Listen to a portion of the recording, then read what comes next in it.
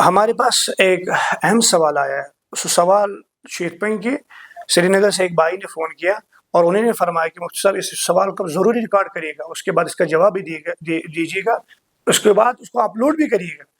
انہوں نے بولا کہ اچھا ضرورت ام ویڈیوز کے اچھا سا وچ امیک جواب جلدی ملاحظہ گژھن کہ اس ہاوا ان نفرن کہ امیک جواب کیا.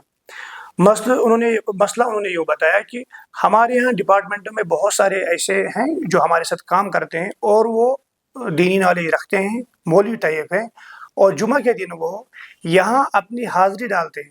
تم دپان ایسا موجود اور وہ جاتے ہیں جمعہ خطبہ دینے کے لیے.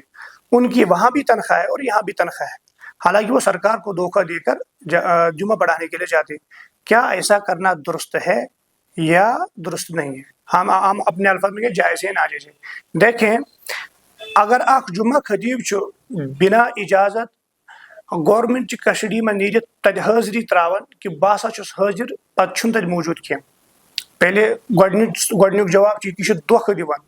نبی صلی اللہ علیہ وسلم نے فرمایا میون امت ہیٚکہِ نہٕ دھوکہ باز ٲسِتھ کینٛہہ. اگر یہ دھوکہ باز یہ منافق سن بڑ علامت. اگر یہ کران یہ تیل بوڑ بار منافق.